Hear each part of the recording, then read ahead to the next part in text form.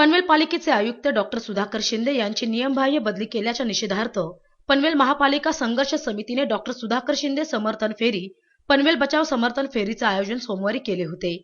समितीच्या या आंदोलनाला शेतकरी कामगार पक्षानेही पाठिंबा दिला। यावेळी माननीय विवेक पाटील, आमदार बाळाराम पाटील, पनवेल विधानसभा मतदारसंघाचे अध्यक्ष काशीनाथ पाटील, माजी नगराध्यक्ष संदीप पाटील आदींसह शेतकरी कामगार पक्षाचे पदाधिकारी व विविध संघटनेचे पदाधिकारी व नागरिक या समर्थन फेरीमध्ये सहभागी झाले होते।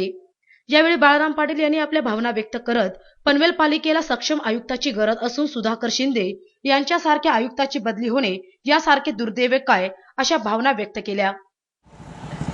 एक अतिशय धडाकेबाज आणि अतिशय चांगली कार्यप्रणाली असणारा आयुक्त डॉक्टर सुधाकर शिंदेंच्या रूपानं या पनवेल महापालिकेला मिळाला होता।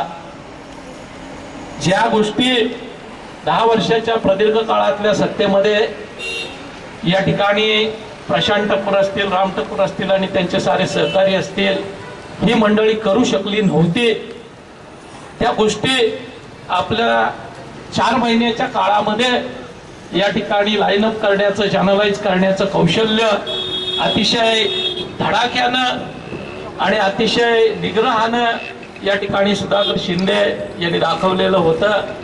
सत्तेला चटावलेल्या, सत्तेचे दुरुपयोग करणाऱ्या सत्ताधाऱ्यांना जाणवले आणि सुधाकर शिंदे यांना पनवेलमधून अन्यायी रीतीनं त्या ठिकाणी बदलण्याचं कारस्थान चालू झालं।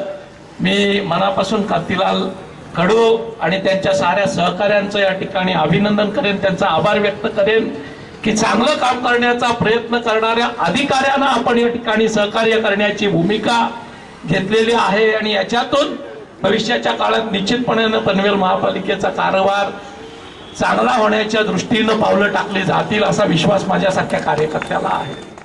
तसेच कांतीलाल कडू यांनी देखील आयुक्तांची बदली ही नियमबाह्य असून सरकारने लवकरात लवकर निर्णय घ्यावा असे आवाहन केले। मुख्यमंत्री महोदयांनी कुठल्या निर्णयाने त्यांची बदली केली ते जाहीर करावं, कारण आम्ही त्यांच्या विरोधात उच्च न्यायालयात जातोय। बदली करण्यासाठी 3 कारणं लागतात जी लोकशाही मार्गाने दिलेली आहेत। एक तर तो त्या अधिकाऱ्याचं मूळ निवास त्या मतदारसंघात असलं पाहिजे, त्याचा कोणीतरी नातेवाईक निवडणुकीत उभा राहिला पाहिजे। या दोन्ही गोष्टी शिंदेच्या बाबतीत नाहीत। शिंदे साहेब अहमदनगरचे आहेत, जामखेडचे, कर्जत तालुक्यातील, पनवेलशी काही दुरान्वय संबंध नाही, त्यांचा कोणी नातेवाईक इथे उभा राहत नाही। आता बीजेपी वाल्यांचा गैरसमज झाला असेल ते त्यांचे नातेवाईक आहेत म्हणून, त्याही मुद्द्यात ते बसत नाहीयेत।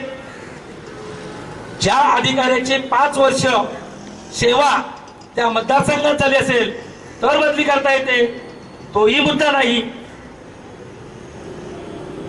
राहिला मुद्दा निवडणूक आयोगानं निवडणूक घोषित केल्यानंतर त्यांना बदली करण्याचा अधिकार आहे। निवडणूक घोषित झाली नाही मग बदली का केली? एकाही मायच्या पठ्ठ्यानं मला सांगावं का ही बदली नियमबाह्य नाही। यावेळी पनवेल महापालिका संघर्ष समितीच्या वतीने तहसीलदारांना निवेदन देण्यात आले।